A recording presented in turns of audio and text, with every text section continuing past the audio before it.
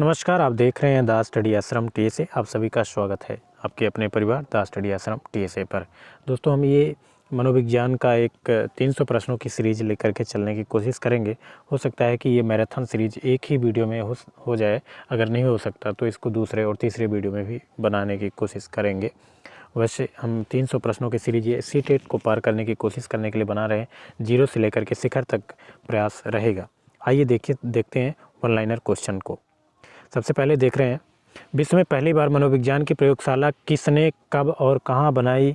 तो पहली बार बनाया था विलियम वुंट महोदय ने 1879 में जर्मनी के लिप्सिंग शहर में बनाया था उन्होंने। नेक्स्ट क्वेश्चन की बात करते हैं, तो किस विद्वान ने बच्चों की अंतः क्रियाओं, देखिएगा यहाँ पे महत्वपूर्ण चीज़ ये है, अंतः क्रियाओं को उनके विकास का मूल आधार, अंतः क्रिया जहाँ जुड़ी है, जैसे ही अंतः क्रिया दिखती है तो आप वाइगोत्स्की को चुनेंगे। ये सामाजिक सांस्कृतिक सिद्धांत इन्होंने दिया था। जैसे ही अंतःक्रिया, एक सूत्र है, ये मान के चलिए कि जैसे ही अंतःक्रिया दिखती है तो ये वाइगोत्स्की, ये जो जहाँ के ये रूस के हैं, इनका देखने के लिए मिलता है। तो अंतःक्रिया जहाँ दिखती है तो आप मानिए कि वाइगोत्स्की जी हैं। किस विद्वान ने, नेक्स्ट क्वेश्चन देखेंगे, किस विद्वान ने नैतिक विकास की अवस्था में सिद्धांत को विकास की अवस्था सिद्धांत का प्रतिपादन किया? नैतिक विकास के सिद्धांत को लॉरेंस कोहलबर्ग जी हैं। लॉरेंस कोहलबर्ग हैं जिन्होंने नैतिक विकास को दिया था। 3 अवस्थाएं इन्होंने बताया था लॉरेंस कोहलबर्ग जी ने। इसमें पूर्व नैतिकता का है, फिर परंपरागत नैतिकता है और उत्तर परंपरागत नैतिकता की अवस्था उन्होंने बताया था। और प्रत्येक अवस्थाओं में 2-2 शब अवस्था बताया उन्होंने।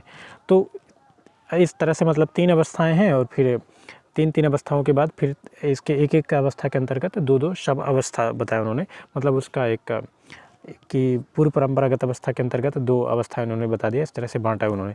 नेक्स्ट क्वेश्चन हमारा है, पियाजे के अनुसार को बच्चा किस अवस्था में अपने परिवेश की वस्तुओं को पहचानने एवं उनमें विभेद करने लगता है? तो इसमें हो जाएगा पूर्व संक्रियात्मक अवस्था उन्होंने बताया था। इन्होंने 4 अवस्था बताई थी। इसमें जैसे इन्होंने पियाजे जी ने बताया कि अवस्थाओं के अनुसार विकास होता है, उन्होंने वाइगोत्स्की की बात करते हैं तो उन्होंने बताया कि सामाजिक क्रियाओं के द्वारा विकास होता है, ना कि सामाजिक अवस्था नहीं। ये जैसे इन्होंने अवस्था के अनुसार बताया था, उन्होंने वातावरण और समाज के अनुसार जिन्होंने बालक विकास होता है, उन्होंने इस तरह से बताया है। हमारा नेक्स्ट क्वेश्चन हम देखेंगे, फिर तो क्वेश्चन लेकर के चल रहे हैं। पियाजे ने किसी बच्चे के विचारों में नए विचारों के समावेश हो जाने को क्या कहा है? जैसे मान लीजिए कि आपके पास कोई विचार है या कोई बालक है, उसके विचारों में कोई नया विकास, उसके पहले से तो उन्होंने कुछ जानता है, अगर कोई नया विचार उसने सीखा तो उसको क्या कहेंगे? उन्होंने बताया कि इसे कहते हैं सात्वीकरण। और सात्वीकरण के साथ साथ ही आप चाहे तो आत्मसात कह सकते हैं। उन्होंने आत्मसात कर लिया, आत्मीकरण कर लिया, उसी को हम सात्वीकरण भी कहते हैं। बच्चों में आधारहीन आत्मचेतना का संबंध उसके विकास की किस अवस्था से संबंधित है? बच्चों में आधारहीन आत्मचेतना का संबंध उनके किस विकास की अवस्था से संबंधित है? तो ये किशोरावस्था से संबंधित है। स्टैनले हॉल जी ने तनाव और तूफान का काल भी कहा, बताया इसे किशोरावस्था में। तो हमारा हो जाएगा किशोरावस्था, जिसमें आधारहीन आत्मचेतना का संबंध, उसका विकास किस अवस्था से संबंधित है? तो आधारहीन आत्मचेतना का संबंध किशोरावस्था से संबंधित है। बच्चों के विकास से संबंधित निर्माण एवं खोज का सिद्धांत किस विद्वान ने दिया? जैसे ही निर्माण एवं खोज की बात आ जाती है, जैसे ही निर्माण एवं खोज की बात दिखे, तुरंत आप आंख बंद करके जीन पियाजे जी को लगा दीजिए। इन्होंने खोज की बात कही है तो जीन पियाजे ही हमारा सही आंसर होगा। लॉरेंस कोहलबर्ग द्वारा प्रतिपादित नैतिक विकास के सिद्धांत के अनुसार पूर्व नैतिक अवस्था की अवधि जन्म से कब तक मानी जाती है? हमने बताया था अभी आपको कि कोहलबर्ग के अनुसार जो नैतिक अवस्था होती है, पूर्व परंपरागत और उत्तर परंपरागत, ये 3 अवस्थाएं बताया उन्होंने।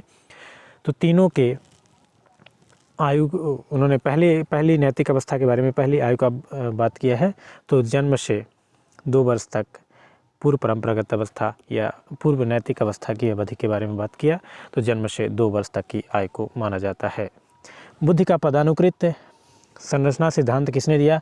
तो आपको तो आगे चल करके और भी मिलेंगे, लेकिन बुद्धि का पदानुकृत संरचना की बात करें तो कौन दिया है? फिलिप बर्नर जी हैं, जिन्होंने बुद्धि का पदानुकृत संरचना सिद्धांत दिया है। बुद्धि का एकीकृत संरचना सिद्धांत किसने दिया? एकीकृत संरचना सिद्धांत आपको बुद्धि के परीक्षण के अनुसार आपको मिलेगा कि त्रिआयामी सिद्धांत किसने दिया? तो गिलफोर्ड जी भी मिलेंगे, लेकिन एकीकृत संरचना सिद्धांत किसने दिया? तो गिलफोर्ड जी ने दिया है। एकीकृत सिद्धांत गिलफोर्ड जी ने दिया है। और साथ ही त्रियामी सिद्धांत भी इन्होंने ही दिया है। बहुकारक का सिद्धांत थॉर्नडाइक महोदय ने दिया है। एक कारक का सिद्धांत अल्फ्रेड बिने ने दिया है। द्विकारक का सिद्धांत स्पीयरमैन ने दिया है। त्रिकारक का सिद्धांत भी स्पीयरमैन ने दिया है। तो इस तरह से आपको मिलता चला जाएगा। और जैसे ही हम ये फास्ट रिवीजन करते चले जाएंगे तो हमारा ये 300 प्रश्नों की सीरीज में बहुत सारे लाभ मिलेंगे। ईर्ष्या भावना कौन सी अवस्था में पैदा हो जाती है? जैसे ही ईर्ष्या या द्वेष की बात करते हैं तो छोटे बालकों में ईर्ष्या द्वेष की भावना हो जाती है। बाल्यावस्था की बात करते हैं 6 वर्ष से लेकर के 12 अवस्था तक मानी जाती है। वैसे तो पूर्व बाल्यावस्था और उत्तर बाल्यावस्था को दूसरे तरह से मान सकते हैं आप। पूर्व बाल्यावस्था 3 वर्ष से लेकर के 6 वर्ष तक मानी जाती है। उत्तर बाल्यावस्था जो है तो 6 से 9 वर्ष तक मानी जाती है। और कहीं कहीं जगह आपको तो 6 से 9 वर्ष तक पूर्व बाल्यावस्था मिलेगी और साथ ही 9 से 12 तक कहीं तक मिलेगी। स्वप्रेम एवं अपनी वस्तुओं से प्रेम कौन सी अवस्था मानी जाती है? आप बताइएगा, सोचिए। स्वप्रेम और अपनी प्रेम अवस्था कौन सी मानी जाती है? तो ये शैशवावस्था की बात करता है, जहाँ हम अपने स्वयं की अर्ध चेतना में या अचेतन मन में रहते हैं तो हम सिर्फ सुख की चाह करते हैं। अगर जिसमें हमें सुख नहीं प्राप्त हो रहा है तो हम उधर जाने की कोशिश नहीं करेंगे। सामाजिकता नापने की विधि जो है कौन सी है? एक स्केल होती है जी, सोशियोमेट्री कहते हैं जिसे। क्या है? एक सोशियोमेट्री है, एक स्केल है जिसका हम समाजमिति जे.एल. मेरोनो ने भी समाजमिति का सिद्धांत दिया था। और सोशियोमेट्री कौन बनाया? तो इसके लिए सोशियोमेट्री समाजमिति सामाजिकता नापने की एक विधि है। सोशियोमेट्री स्केल का निर्माण किसने किया? तो डॉक्टर एडलर जी हैं, जिन्होंने इसका प्रतिपादन और निर्माण भी किया है। डॉक्टर एडलर ने कितनी क्रियाओं के आधार पर सामाजिक परिपक्वता को नापा था? तो इन्होंने बहुत ही महत्वपूर्ण चीज़ है ये 117 सामाजिक क्रियाओं बताई इन्होंने। इसके माध्यम से इन्होंने सामाजिकता को नापने की कोशिश की है। इन्होंने एक स्केल का निर्माण किया जिसका नाम सोशियोमेट्री है या समाजमिति है। 117 इकाई उन्होंने बताया एडलर जी ने। बालक मानव ध्वनि एवं अन्य ध्वनि में अंतर करना कब सीख जाता है? तो 1 माह में बालक मानव की ध्वनि और अन्य जीव जंतु जो भी ध्वनि आएगी उसके कानों में सुनाई देती है, उसमें अंतर कर पाने की वो कोशिश करता है या सीख जाता है। अंतर्मुखी एवं बहिर्मुखी की बात करें तो अंतर्मुखी व बहिर्मुखी में से सामाजिक विकास किसका अधिक होता है? तो जो अंतर्मुखी और एवं बहिर्मुखी हैं तो जो अंतर्मुखी होगा उसका सामाजिकता विकास बहुत कम होगी, और जो बहिर्मुखी वाला बालक होगा उसका सामाजिक विकास अधिक होगा और तीव्र होगा। हालांकि सामाजिकता होती है, लेकिन अगर अंतर्मुखी देखें तो अपने व्यक्तित्व और अपने जीवन में ज़्यादा सुखी होते हैं, और बहिर्मुखी जो तो अपने ज़्यादा चिंताग्रसित और परेशान हो जाते हैं। उनका व्यक्तिगत जीवन इतना अच्छा नहीं हो सकता है, ब्राह्मण श्लोक के अनुसार उन्होंने बताया था। बहिर्मुखी विकास अधिक अच्छे से होता है। एरिक्सन ने अपने मनोसामाजिक सिद्धांत में जीवन काल को कितने अवस्था में बांटा है? यह इन्होंने 8 अवस्थाओं में बांटा है। कौन 8 अवस्थाओं में बांटा है? एरिक्सन ने अपने मनोसामाजिक सिद्धांत में जीवन काल को कितने अवस्था में बांटा है? 8 अवस्थाओं में उन्होंने बांटा है। एरिक्सन जी ने अपने मनोसामाजिक सिद्धांत को 8 अवस्थाओं में बांटा है। सामाजिक विज्ञान नकल आधारित ना होकर के खोज आधारित होता है, यह कथन किसका है? जहाँ खोज दिखता है आप सीधे जीन पियाजे को मार दीजिएगा दोस्तों। ये बहुत ही, हालांकि ज़्यादातर आपके क्वेश्चन जीन पियाजे से 2 से 3 क्वेश्चन आपको सीटेट में हर बार देखने के लिए मिल जाता है, लेकिन आप देखिए कि जहाँ खोज परक या विकास या संबंधित वातावरण से संबंधित आपको देखने के लिए मिलेगा तो जीन पियाजे सही आंसर होगा। सामाजिक विज्ञान की क्रियाएं किसे कहते हैं? तो सामाजिक विघटन की क्रियाएं किसे कहते हैं? माफ़ करिएगा, सामाजिक विघटन की क्रियाएं किसे कहते हैं? तो तनाव हो गया, और झगड़ा है, लड़ाई है, संघर्ष है। ये सारी चीज़ें, तनाव, झगड़ा, लड़ाई, संघर्ष, ईर्ष्या, द्वेष, ये सारी चीज़ें सामाजिक विघटन की क्रियाएं कहते हैं इसको। इस तरह से सामाजिकता का विघटन हो जाता है। अपने सामाजिकरण की बात करते हैं, हमारा चैप्टर है सामाजिकरण से रिलेटेड, उसी को हम लेकर के आगे चल रहे हैं। लगभग हम एक एक्यूरेट सिलेबस वाइज ये है, किनारे से आपको समझ में आ रहा होगा। अगर आपने तैयारी की है और थोड़ा सा प्रैक्टिस इसको आप समझेंगे तो एक किनारे से आपको सीक्वेंस वाइज लग रहा होगा। सामाजिकरण की प्रक्रिया कितने चरण में होती है? नेक्स्ट क्वेश्चन हमारा है, एक सामाजिक क्रिया कितने चरण में होती है? तो सामाजिक प्रक्रिया 3 चरण में होती है। ये देखिए 3 चरण में बात करते हैं। समाज के नियमों को सीखना सबसे पहली बात हो गई। एक हो गया समाज के नियमों को सीखना, समाज के नियमों के अनुकूलन व्यवहार करना, समाज के नियमों के अनुरूप व्यवहार करना। जिस तरह से समाज के नियम है, पहले तो हमने समाज के नियमों को सीखना है। इन्होंने सामाजिकरण के 3 चरण बताए, तो समाज के नियमों को सीखना है। दूसरा हमारा हो जाएगा समाज के नियमों के अनुरूप व्यवहार करना, जो समाज का नियम है उसके अनुरूप हम व्यवहार करेंगे। तीसरा हमारा हो जाएगा समाज अभिवृत्तियों का विकास करना, तीसरा हो जाएगा। 3 हमारा एक सामाजिकरण प्रक्रिया के 3 चरण हैं, जिसमें हमने आपको बताया कि एक नियम को सीखना, समाज के नियमों को सीखना, तीसरा जो है तो समाज के नियमों के अनुरूप व्यवहार करना, और जो सामाजिक अभिवृत्तियों का विकास है, तो समाज के प्रति हमारा दृष्टिकोण है। जो अभिवृत्ति का मतलब क्या होता है? जो समाज के प्रति हमारा दृष्टिकोण है, नज़रिया है, हमारे देखने का तरीका है, वही अभिवृत्ति यहाँ होती है। तो सामाजिक अभिवृत्तियों का विकास, हम अपने दृष्टिकोण का भी विकास करते हैं। शिशु का मस्तिष्क का वजन कितना होता है? 350 ग्राम की बात करता है शिशु के मस्तिष्क का विकास। आगे चल करके हम देखेंगे कि स्वस्थ व्यक्ति का कितना विकास वजन या शरीर या मस्तिष्क का वजन कितना होता है। देख रहे हैं। नेक्स्ट क्वेश्चन हमारा है, एक शिशु का मस्तिष्क वजन तो 350 ग्राम होता ही है। अगर स्वस्थ मनुष्य के मस्तिष्क की बात करते हैं तो वहीं तो कितना होता है? सीधे देख रहे हैं 1400 ग्राम। और बाल्यावस्था की बात करें तो शायद 1250 आपको मिल जाएगा देखने के लिए। आगे नेक्स्ट क्वेश्चन पर हम चलेंगे। 24वां हमारा क्वेश्चन है, 6 माह में बालक का वजन लगभग कितना हो जाता है? तो आपको सीधा सा समझना है इसको कि 6 माह के बालक का जो जन्म के समय जो वजन होता है उसका 2 गुना हो जाता है। यहाँ पे देखिए 6 माह का बालक वजन जन्म के समय के वजन का 2 गुना हो जाता है। जितना पहले रहता है जन्म के समय उसके 2 गुना हो जाता है। अगर 350 अगर 7-8 पाउंड है तो फिर 6 महीने बाद उसका आप समझिए कि 10-12 पाउंड हो जाएगा। वैसे एक वर्ष में बालक का वजन कितना हो जाता है? एक वर्ष में बालक का वजन जन्म के समय के 3 गुना हो जाता है। एक वर्ष का जो बालक है जन्म के समय जितना होता है 2.5 किलो से 3 किलो तक वैसे वजन होता है। और आपको पाउंड में देखने के लिए मिलेगा तो 6 से 7 पाउंड होता है। जैसे हम देखेंगे कि हमारा 1 वर्ष का हो गया तो 3 गुना हो जाएगा जन्म के अनुसार। तो आप 2.5 से 3 केजी का आप हिसाब लगा लीजिए, 3 गुना हो जाएगा तो 9 से 10 केजी तक हो सकता है बालक। जन्म के समय कितनी लंबाई अधिक होती है? जन्म के समय किसकी लंबाई अधिक होती है? जन्म के समय किसकी? तो इसमें आप तुलना करने की बात करेंगे तो किससे तुलना की जाती है? बालक की बालिका से तुलना की जा रही है। तो जन्म के समय किसकी तुलना मतलब किसकी लंबाई अधिक होती है? तो जन्म के समय लड़कों की लंबाई लड़कियों की लंबाई की तुलना में अधिक होती है। और इंच में आप देखें, सेंटीमीटर की बात करें तो 51 सेंटीमीटर बालिका की होती है। अब 50.5 सेंटीमीटर बालिका की, तो 51 सेंटीमीटर बालक की होती है ऊंचाई।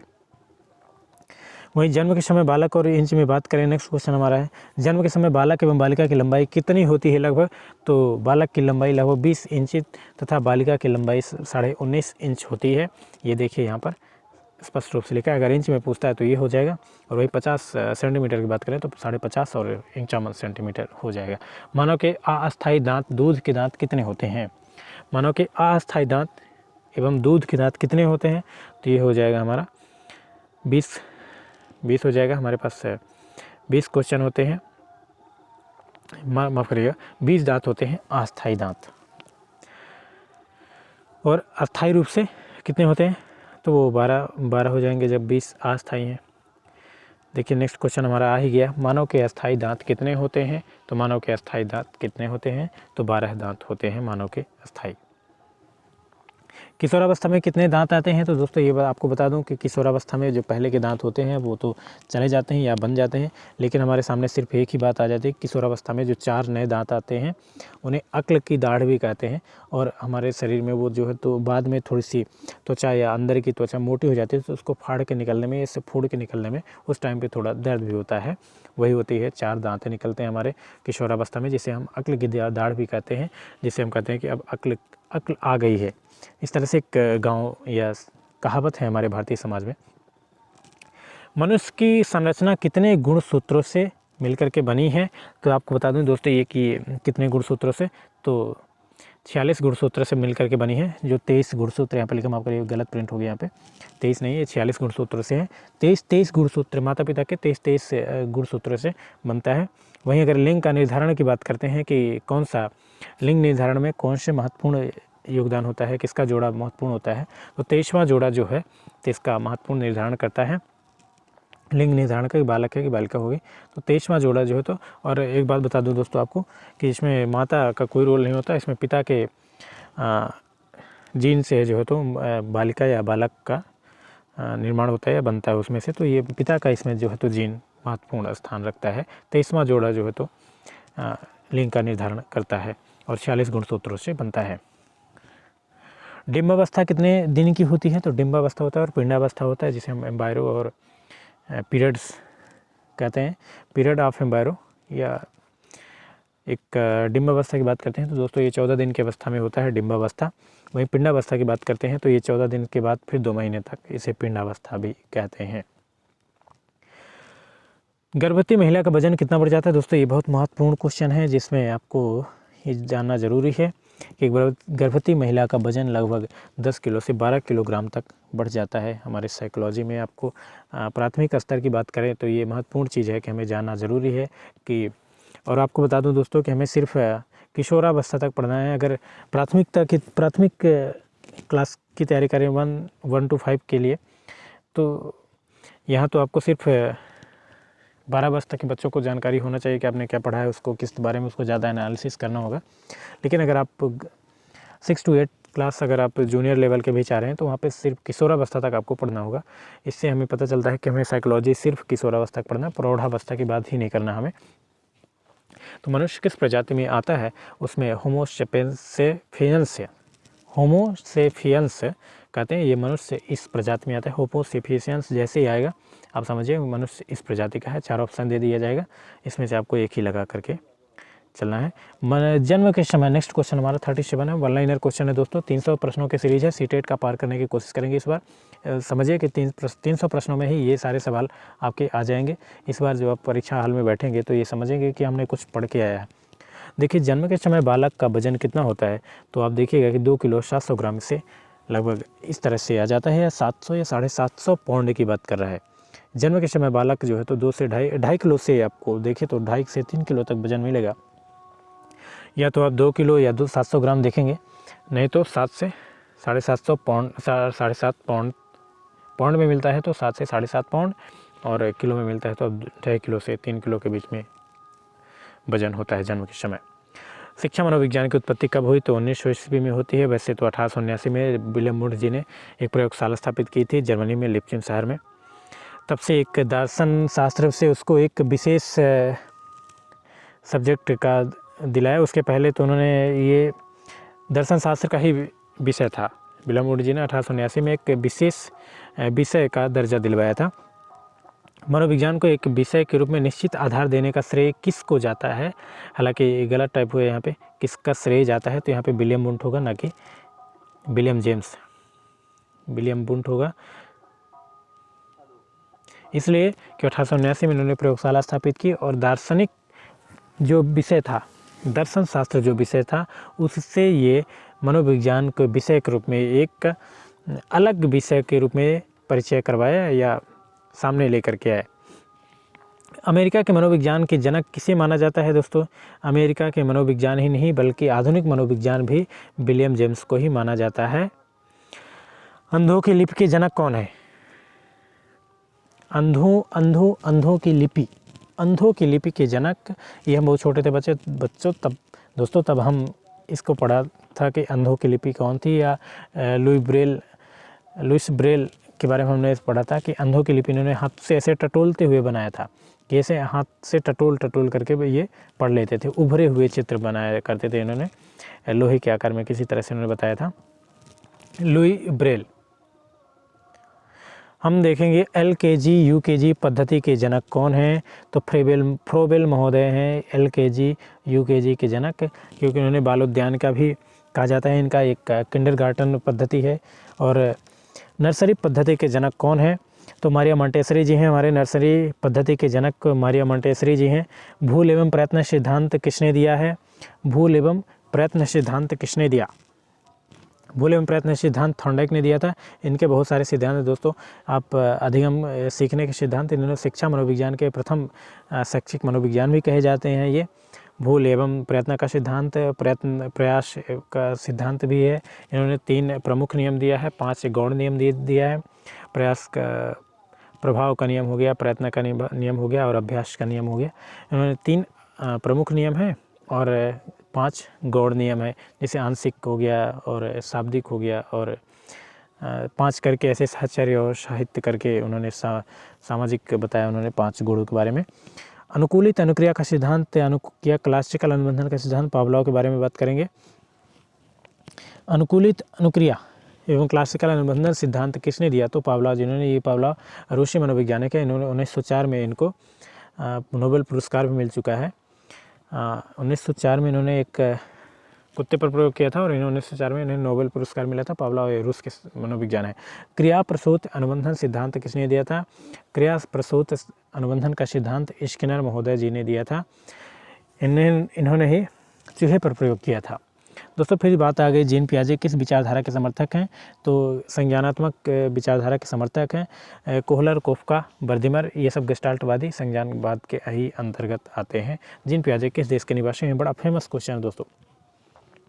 जीन पियाजे बड़ा फेमस क्वेश्चन है। जीन पियाजे किस देश के निवासी हैं? स्विट्ज़रलैंड के ये हैं। कम से कम ये 20 बार से तो कम नहीं पूछा गया होगा अन्य राज्यों से टेट परीक्षाओं में कि जीन पियाजे कहाँ के निवासी हैं। तो ये स्विट्ज़रलैंड के निवासी हैं।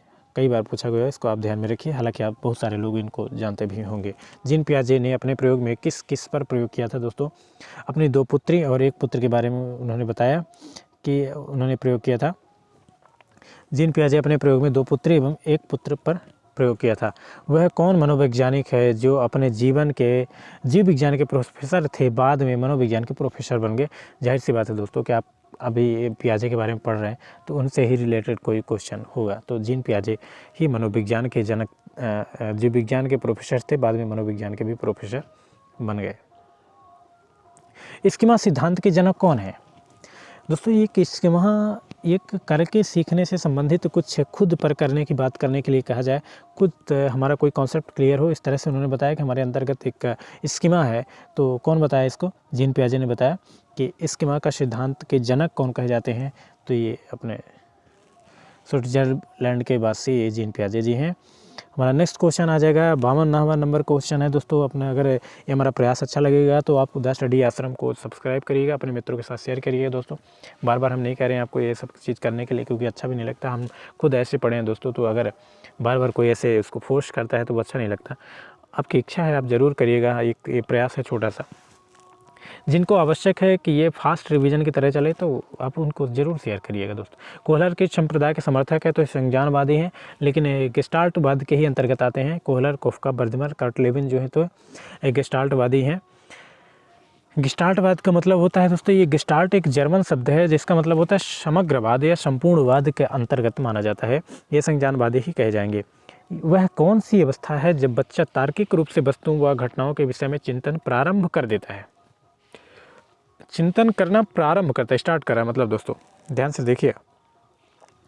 ये मूर्त संक्रियात्मक अवस्था है। जीन पियाजे जी ने बताया है कि जब स्टार्ट करता है तो ये 7 से 11 वर्ष मूर्त संक्रियात्मक अवस्था है, तार्किक और वस्तुओं की घटनाओं में। दोस्तों अगर बात किया जाए कि मैथमेटिकल चीज़ कब स्टार्ट करते हैं बालक, तो इसी अवस्था में तैयार करते हैं 7 से 11 वर्ष में। उसके अंतर्गत उनके मन में तार्किक चिंतन और सोच भी विकसित होने लगती है और यही अवस्था है जिसमें मैथमेटिकल भी इनके मन में सवाल पैदा करती है, उसको भी बारे में सोचते हैं। मूर्त संक्रियात्मक अवस्था, इसी में तर्क करने की बात करते हैं, मूर्त चिंतन करते हैं। इसमें वो कौन सी जगह है जहाँ बच्चे संज्ञानात्मक विकास को सबसे बेहतर तरीके से परिभाषित किया जा सकता है? वो कौन सी जगह है जहाँ बच्चे के संज्ञानात्मक विकास को सबसे बेहतर ढंग से परिभाषित किया जा सकता है? तो वो सिर्फ एक ही जगह है, विद्यालय हो और कक्षा, इन दोनों जगहों में ही है। विद्यालय की कक्षा में ही हम उसको बेहतर ढंग से परिभाषित कर सकते हैं, उसके विकास का, उसके संज्ञानात्मक ज्ञान का। संज्ञानात्मक कोई विशेष अलग से शब्द नहीं है दोस्तों, इसका मतलब ये है जो हमारे संज्ञान में है, जो हमारे नॉलेज में है, जो हमारी जानकारी में है, जो हम इसको आत्मीकरण कर लिए हों, सात्मीकरण कर लिए हों, आत्मसात कर लिए हों, वही ज्ञान है, वही संज्ञानात्मक भी शब्द है। थोड़ा सा इसको हाई टेक बना दिया गया इनके द्वारा।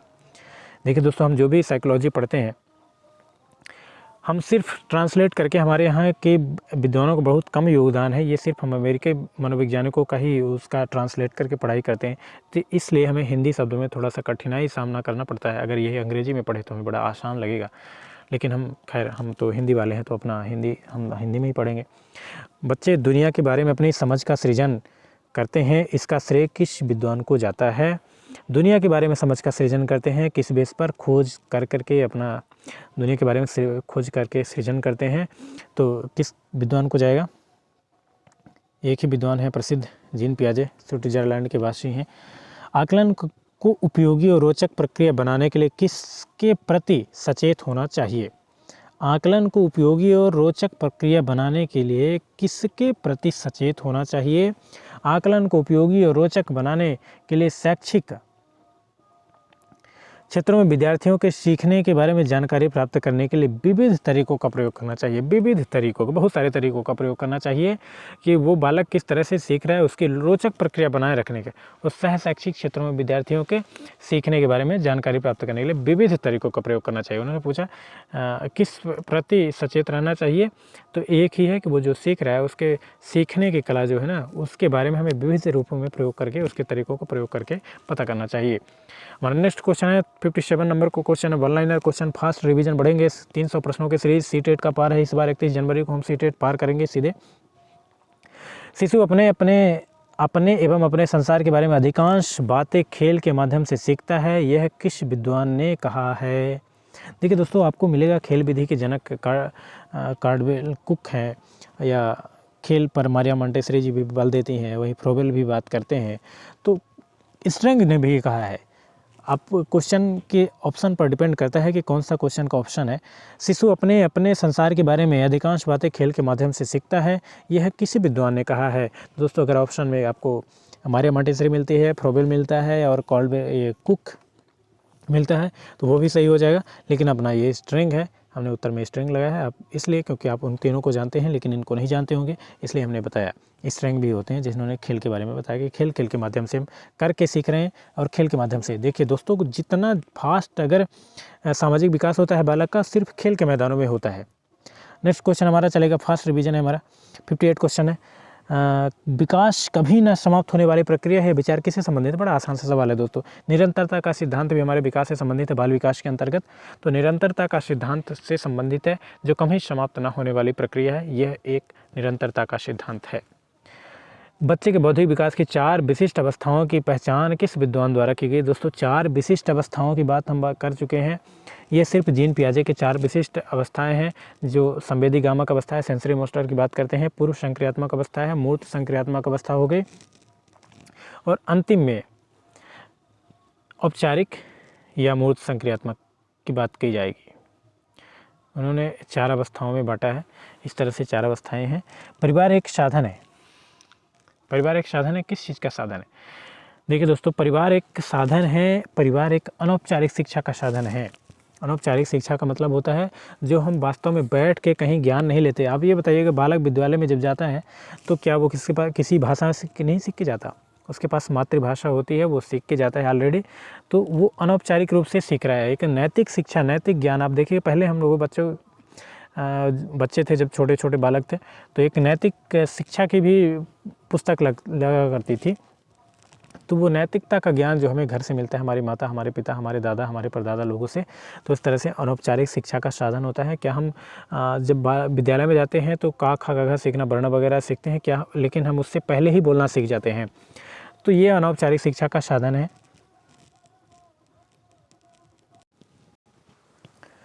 एक शिक्षक विद्यार्थियों में सामाजिक मूल्य को विकसित किस तरह से कर सकता है?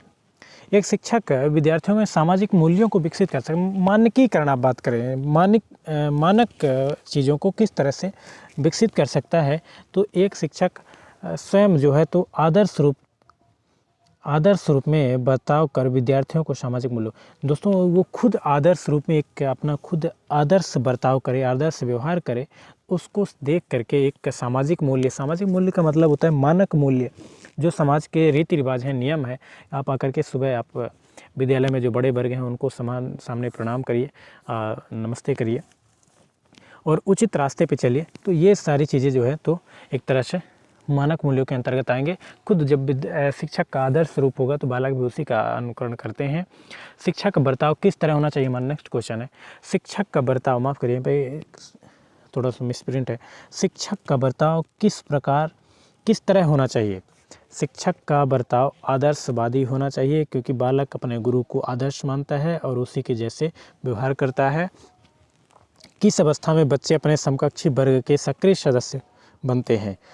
किस अवस्था में बच्चे अपने समकक्षी वर्ग के सदस्य कब बनेंगे, जब ये किशोरावस्था में होंगे। किशोरावस्था में जो है तो अपने माता पिता के प्रति थोड़ा सा कठोर रवैया हो जाता है किशोरावस्था में बालक का, लेकिन अपने मित्रों के साथ सामान्य व्यवहार करता है। हमारा नेक्स्ट क्वेश्चन है, अब स्टैनले हॉल को मत भूलिएगा, तनाव की अवस्था को कहा जाता है। उन्होंने बताया स्टैनले हॉल जी ने किशोरावस्था को। किस अवस्था में बच्चे अपने समकक्षी वर्ग के सक्रिय सदस्य बनते हैं, तो आपने देखा किशोरावस्था में बनते हैं। वही बात करते हैं, अगर प्राथमिक शिक्षा के लिए बाल मनोविज्ञान का ज्ञान क्यों आवश्यक है। प्राथमिक शिक्षक के लिए बाल मनोविज्ञान, देखिए प्राथमिक शिक्षक के लिए बाल मनोविज्ञान जानना इसलिए आवश्यक है कि प्राथमिक शिक्षा के लिए बाल मनोविज्ञान का ज्ञान बच्चों के व्यवहार के समझने में शिक्षक को सहायता प्राप्त होती है। मनोविज्ञान का जानकारी अगर हमें नहीं है, शिक्षक को जानकारी नहीं है, तो वो बालक के मन की बातों को नहीं समझ पाएगा, बालक बताएगा भी नहीं उसको। तो छोटे बालकों को समझने के लिए, उसको पढ़ने के लिए उसके बारे में जानकारी जानना जरूरी है, इसलिए मनोविज्ञान का जानना बहुत आवश्यक है। बुनियादी स्तर पर मातृभाषा में शिक्षा देना क्यों बेहतर है। बुनियादी स्तर पर मातृभाषा में शिक्षा देना प्राकृतिक वातावरण में बच्चों को सीखने में सहायता करता है, क्योंकि बालक पहले से सीखा होता है जन्म के समय से ही, इसलिए उसको मातृभाषा में शिक्षा देना आवश्यक है और अधिक फास्ट तरीके से सीख सकता है। खिलौने की आयु किस अवस्था को कहा जाता है, तो खिलौने की आयु को पूर्व बाल्यावस्था को कहा जाता है। खिलौने की आयु पूर्व बाल्यावस्था को माना जाता है। जिन इच्छाओं की पूर्ति नहीं होती उनका भंडार गृह किस होता है। दोस्तों ये थोड़ा सा मिस्टेक टाइप का हो गया। जिन इच्छाओं की पूर्ति नहीं होती उनका भंडार गृह कहाँ होता है, इदम में।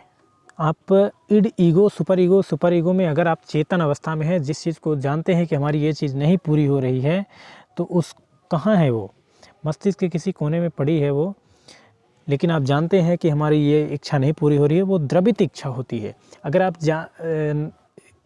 अचेतन मन में है तब तो उसको पूरा करने का प्रयास, निरर्थक प्रयास करेंगे और पा भी लेंगे क्योंकि रोग आकर के। लेकिन अगर आप चीज़ जो जानते हैं, सपोज दैट आप किसी से प्रेम कर रहे हैं और आप चेतन मन में है, आप उसको नहीं प्राप्त कर पा रहे हैं, तो इदम में है, वो द्रवित इच्छा है, वो इदम में होगी।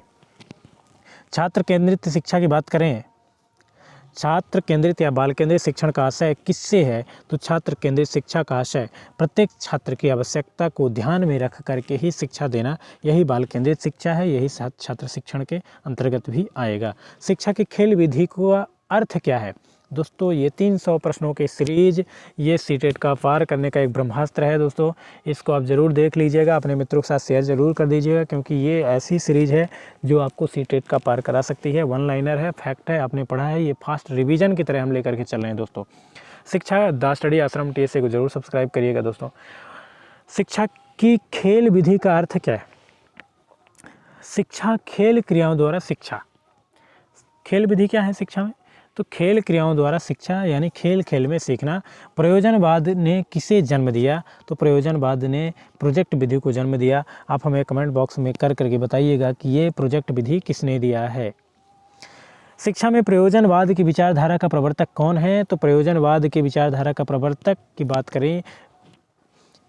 बात करें दोस्तों तो विलियम जेम्स हो जाएगा। और प्रयोजनवाद प्रोजेक्ट विधि कौन दिया था, तो आप उसका भी हमें कमेंट बॉक्स में बताइएगा, हमने पहले ही बताया है।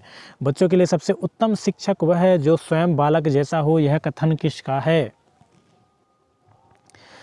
बच्चों के लिए सबसे उत्तम शिक्षक कौन है? जो स्वयं वह बालक जैसा हो। यह कथन किसका है? रोजर मैक्कन ने कहा है कि जो शिक्षक पहले बालक जैसा हो वही सबसे उत्तम शिक्षक होता है। तो ये कौन कहा है? मैक्कन ने कहा है, रोजर मैक्कन ने कहा है। ये गणित में इन्होंने कई परिभाषाएं दी है। शिक्षक आचार संहिता, थोड़ा मिस्टेक है दोस्तों, यहाँ पे मिस प्रिंट है, आप समझिएगा इसको। शिक्षक आचार संहिता क्या है? शिक्षकों के मानक व्यवहार के सूचक पुस्तिका। अब मैं पहले बताया दोस्तों, मानक व्यवहार के बारे में आपको पहले ही बता दिया है कि मानक क्या है। एक सामाजिक व्यवहार की बात कर रहा है यहाँ पे, तो एक आदर्श व्यवहार की बात करेगा, जो आदर्श बर्ताव होता है कि समाज के मूल्य के अनुसार चलना, वही हमारा मानक व्यवहार होता है।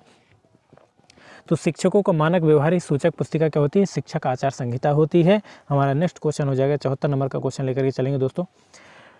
शिक्षकों की योग्यता एवं प्रयास एवं व्यवहार का सही मूल्यांकन किसके द्वारा किया जाता है? तो शिक्षकों की योग्यता, प्रयास, उसके व्यवहार का सही मूल्यांकन वास्तविकता में देखा जाए तो उनके छात्रों के द्वारा किया जाता है। शिक्षक कौन कितना योग्य है, कितने अच्छे से प्रयास कर रहा है बालकों को सिखाने में, तो ये सारी चीज़ें जो है तो आप बालक का आकलन करिए और उसका शिक्षक का आकलन अपने आप हो जाएगा।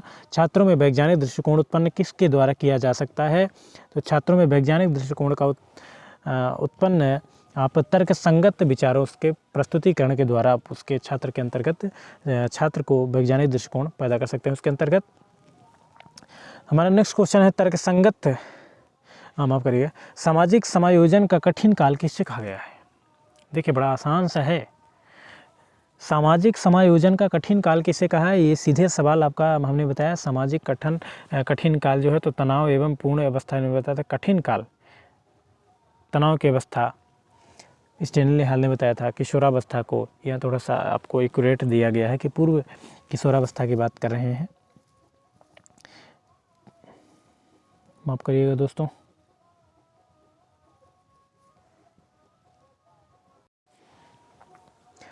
छात्रों को विश्वास प्राप्त करने के हेतु शिक्षक को उनके साथ व्यवहार करना चाहिए। छात्रों का विश्वास प्राप्त करने के लिए शिक्षक को किस तरह व्यवहार करना चाहिए? तो शिक्षक को उनके मित्र जैसा व्यवहार करना चाहिए। अगर बालकों के प्रति बालक को उसके साथ विश्वास प्राप्त करना है कि हम उससे ज़्यादा किस तरह से बालकों में विश्वास प्राप्त कर सकते हैं, तो उनके साथ मित्रवत व्यवहार करें। बच्चों के बौद्धिक विकास के 4 सुस्पष्ट स्तर किस विद्वान द्वारा पहचाना गया है?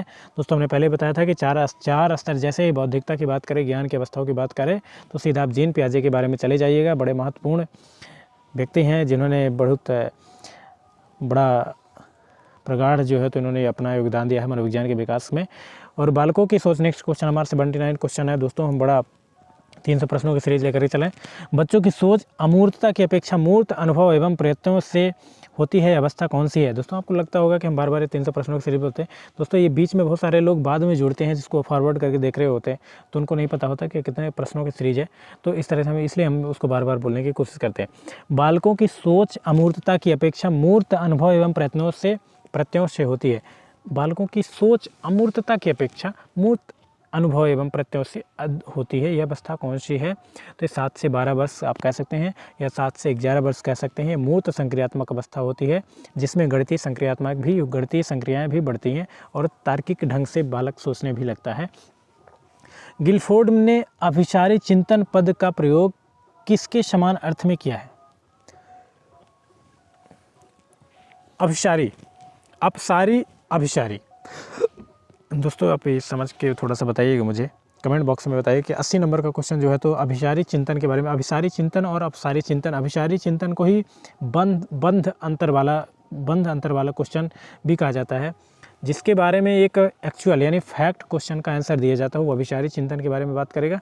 और जहाँ अपसारी चिंतन की बात करना है, अगर कोई क्वेश्चन बता दे कि मध्य प्रदेश की राजधानी कौन सी है, तो ये फैक्ट है, यह अभिसारी चिंतन के अंतर्गत आएगा। यानी एक ही क्वेश्चन है, अगर यही पूछ दे कि मध्य प्रदेश के बारे में बताइए, तो वो अपसारी चिंतन हो जाएगा। दोस्तों आप समझ गए होंगे हमारे हिसाब से लग रहा है। बुद्धि का जिक्र बात करें, अगर बुद्धि का त्रिक सिद्धांत किसने दिया? बुद्धि का त्रिक बिंदु सिद्धांत किसने दिया? स्टर्नबर्ग ने दोस्तों दिया था बुद्धि का त्रिक बिंदु। अगर बुद्धि का त्रियामी आएगा तो वो गिलफोर्ड हो जाएगा, लेकिन अगर त्रिक बिंदु सिद्धांत की बात करें तो ये हो जाएगा हमारा स्टर्नबर्ग ने दिया था, इन्होंने बताया था। विश्लेषणात्मक बुद्धि, त्रिक बिंदु सिद्धांत किसने दिया था? तो विश्लेषणात्मक बुद्धि दिया था हमारे स्टर्नबर्ग जी हैं, जिन्होंने मानसिक लब्धि के बारे में दिया था, मानसिक आय बटे वास्तविक आय, इन्होंने स्टर्नबर्ग ने दिया था। और एक विश्लेषणात्मक बुद्धि हो गई, दूसरी हो गई मनो व्यवहारिक बुद्धि हो गई, तीसरी हो जाएगी सृजनात्मक बुद्धि। तो इस तरह से 3 बुद्धि हो गई, विश्लेषणात्मक, व्यवहारिक और सृजन। तो 3 बुद्धियों को 3 भागों में बांटा है। कौन भागा है? ये त्रिक सिद्धांत स्टर्नबर्ग ने। जीन पियाजे के अनुसार बुद्धि क्या है? दोस्तों देखिएगा, जीन पियाजे के अनुसार बुद्धि क्या है? तो जीन पियाजे के अनुसार बुद्धि वातावरण के साथ समायोजन या अनुकूलन करने की एक प्रक्रिया है। जैसे ही आपको देखते हैं वातावरण से अनुकूलन करने की प्रक्रिया है, तो किसकी परिभाषा है? वो हमारे जीन पियाजे साहब की है। अल्फ्रेड बिने के अनुसार बुद्धि एक प्रकार बताइए। अल्फ्रेड बिने के अनुसार बुद्धि 4 शब्दों से मिलकर बनी है।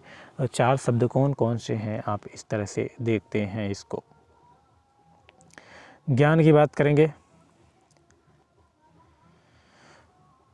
ज्ञान हो गया, आविष्कार, निर्देश, आलोचना।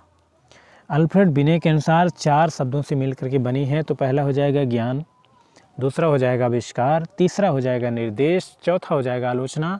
तो ज्ञान, आविष्कार, निर्देश, आलोचना से बुद्धि बनी है। अल्फ्रेड बिने के अनुसार उन्होंने बताया 4 शब्दों से मिलकर के बताया उन्होंने। टर्मन के अनुसार बुद्धि की क्या परिभाषा है? टर्मन के अनुसार बुद्धि अमूर्त विचारों के बारे में सोचने की बात करता है। जैसे आपको टा में देखिए दोस्तों, टर्मन में ये रैफ दिखेगा, जैसे टर्मन में जैसे ही रैफ दिखता है ये, आप तुरंत समझिएगा कि टर्मन की है। इसमें और अमूर्त में भी दिखता है, अमूर्त में भी दिखेगा ये। तो जैसे ही अमूर्त में दिखता है ये रैफ और टर्मन, तो समझिएगा कि जहाँ परिभाषा आएगी बुद्धि की, तो वो टर्मन की परिभाषा है। तो टर्मन के अनुसार बुद्धि की क्या परिभाषा है? तो एक छोटा सा ट्रिक था। टर्मन के अनुसार बुद्धि अमूर्त चिंतन या अमूर्त विचारों के बारे में सोचने की योग्यता है। स्टर्नबर्ग के अनुसार बुद्धि की क्या परिभाषा है? जिसके द्वारा व्यक्ति नई परिस्थिति, जैसे ही नई परिस्थितियों में समायोजन की बात करते हैं तो स्टर्नबर्ग हो जाएगा। और अमूर्त विचारों के बारे में बात करेंगे जैसे, तो वो हो जाएगा टर्मन के। बकिंघम के अनुसार, ये बकिंघम के अनुसार सीखने की एक शक्ति है, सीखने की योग्यता। आप दूसरी जगह देखेंगे तो सीखने की योग्यता। बकिंघम के अनुसार बुद्धि क्या है? तो सीखने की योग्यता हो गई। स्टर्नबर्ग के अनुसार एक नवीन व्यक्ति द्वारा नई परिस्थितियों के साथ समायोजन हो गया। बुद्धि अमूर्त चिंतन के बारे में बात करते हैं तो टर्मन की परिभाषा हो जाएगी। बैचलर के अनुसार उन्होंने क्या कहा? बैचलर के अनुसार उन्होंने क्या बताया? बैचलर के अनुसार बुद्धि किसी कार्य को करने की तार्किक चिंतन एवं वातावरण के साथ समायोजन। देखिए, वातावरण के साथ समायोजन, अनुकूलन जीन पियाजे जी की भी है, लेकिन बैचलर के अनुसार जो है तो तार्किक चिंतन करने की साथ साथ वातावरण के साथ समायोजन होता है, तो एक बैचलर की है। और सामान्य बुद्धि, बैचलर का एक व्यक्तित्व परीक्षण भी है दोस्तों, आप जानते होंगे, CM भाटिया वगैरह हो गया, बैचलर का बैटरी वगैरह हो गया, तो आप जानते होंगे, तो आप हमें कमेंट बॉक्स में बताइए कि आप जानते हैं इसके बारे में कि नहीं। सामान्यतः बुद्धि कितने प्रकार से होती है? सामान्यतः बुद्धि 3 प्रकार से होती है। अब कौन कौन सी होती है देखिए, एक अमूर्त बुद्धि होती है, एक मूर्त बुद्धि होती है, एक सामाजिक बुद्धि है। दोस्तों आप समझिए इसको। अमूर्त बुद्धि किस में होती है? जो दार्शनिक होते हैं, जो कवि होते हैं, उनके अंतर्गत अमूर्त बुद्धि होती है। मूर्त बुद्धि, यांत्रिक बुद्धि, जो सामने किसी चीज़ को बनाते हैं, जैसे इंजीनियर हो गया, मैकेनिक हो गया, वो मूर्त बुद्धि होती है। सामाजिक बुद्धि में दोस्तों आपको बताने की ज़रूरत ही नहीं, आप सब समझते हैं, नेता लोग हैं, सब नेता के अंतर्गत बहिर्मुखी होता है और समाज के अंतर्गत उसके सामाजिक बुद्धि भी होती है। यांत्रिक बुद्धि या स्थूल बुद्धि को ही क्या कहते हैं? मूर्त बुद्धि भी कहते हैं। मूर्त बुद्धि को ही यांत्रिक बुद्धि या स्थूल बुद्धि भी कहते हैं। स्पीयरमैन के अनुसार बुद्धि की क्या परिभाषा है? तो स्पीयरमैन के अनुसार बुद्धि की क्या परिभाषा? स्पीयरमैन के अनुसार बुद्धि तार्किक चिंतन करने की योग्यता है। क्या कहते हैं स्पीयरमैन? उन्होंने बताया कि तार्किक चिंतन करने की योग्यता है। दोस्तों आप 3-4 आप देख रहे हैं, बकिंघम के अनुसार देख रहे हैं, टर्मन के अनुसार देख रहे हैं, स्टर्न के अनुसार देख रहे हैं, बैचलर के अनुसार देख रहे हैं, जीन पियाजे के अनुसार देख रहे हैं। इन सब की परिभाषा बुद्धि से बड़े रिलेटेड करके चलिए, बड़ा इंपॉर्टेंट चीज़ है। आप मनोविज्ञान शब्द का प्रयोग करने वाला पहला व्यक्ति कौन था? दोस्तों ये हम धीरे धीरे पहुँच रहे अपने, हम आज 100 क्वेश्चन के लेकर के चलेंगे। 300 क्वेश्चनों में हम 3 वीडियो में बनाएंगे इसको। 100 क्वेश्चन को आज कोशिश करेंगे बनाने की। नहीं तो इससे ज़्यादा बड़ा वीडियो हो जाएगा दोस्तों, तो इसको यूट्यूब पर अपलोड करना है, इस तरह से थोड़ा सा परेशानी हो सकती है। तो मनोविज्ञान शब्द का प्रयोग करने वाला पहला व्यक्ति जो है रुडोल्फ गायकल। रूडोल्फ गाइकिल ही प्रश्न 1590 में किया था अपने साइकोलॉजिया पुस्तक में। पहली पुस्तक भी इनकी जो है तो साइकोलॉजिया ही थी। रूडोल्फ गाइकिल ने 1590 में मनोविज्ञान शब्द का पहली बार प्रयोग किया था। सामाजिक अंतःक्रिया। सामाजिक अंतःक्रिया किसे कहते हैं? दो या दो से अधिक व्यक्तियों के मध्य होने वाले परस्पर संबंध क्रियाएं सामाजिक अंतःक्रियाएं ही कहलाते हैं। जैसे सहयोग हो गई, सहयोग है, सहानुभूति है, त्याग है, बलिदान है। दोस्तों ये किस में आया था सामाजिक अंतःक्रियाएं? एक हमारे वाइगोत्स्की जी हैं जो रूस के मनोवैज्ञानिक है, उनके ही सिद्धांत में ही अंतःक्रिया आया था। हमारा नेक्स्ट क्वेश्चन है, प्राचीन काल में मनोविज्ञान का अर्थ क्या था? प्राचीन काल में मनोविज्ञान का अर्थ क्या था? प्राचीन काल में मनोविज्ञान का अर्थ आत्मा का विज्ञान था। आत्मा का विज्ञान अरस्तु महोदय ने दिया था। मनोविज्ञान को आत्मा का विज्ञान किसने कहा? तो अरस्तु महोदय ने कहा था। इनके शिष्य हैं प्लूटो हैं, रूडोल्फ गाइकिल वगैरह हैं।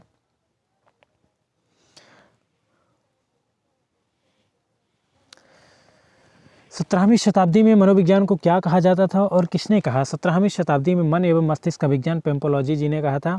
और वहीं सबसे पहले जो है तो आत्मा का विज्ञान कहा था अरस्तु महोदय ने, और फिर बाद में मन एवं मस्तिष्क का विज्ञान आ गया था, पेम्पोलॉजी जी ने कहा था। 18वीं शताब्दी में मनोविज्ञान को क्या कहा जाता था? तो चेतना का विज्ञान विलियम वुंट ने और विलियम जेम्स मिल करके इन्होंने बताया था। हालांकि विलियम वुंट माना जाता है मुख्य रूप से कि 18वीं शताब्दी में चेतना का विज्ञान विलियम वुंट जी ने कहा था।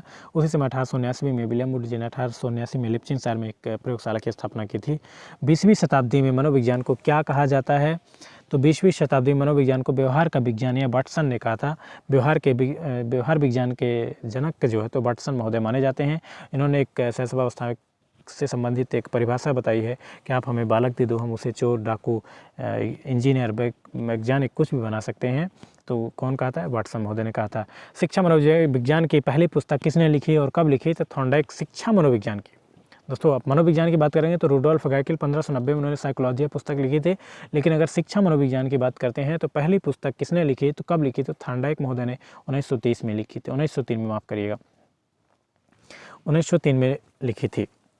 शिक्षा का अधिकार अधिनियम कब बना? दोस्तों ये शिक्षा का अधिकार अधिनियम बना था 2009 में। अगर बात करते हैं तो ये जुलाई में राज्यसभा में पारित हुआ और अगस्त में लोकसभा में पारित हुआ था, और जा करके बाद में अक्टूबर वगैरह में इसे राष्ट्रपति साइन हुआ, और 1 अप्रैल 2010 को भारत देश में लागू हो गया था। सिर्फ लागू नहीं हुआ तो जम्मू कश्मीर में लागू नहीं हुआ था। शिक्षा का अधिकार अधिनियम कब लागू हुआ?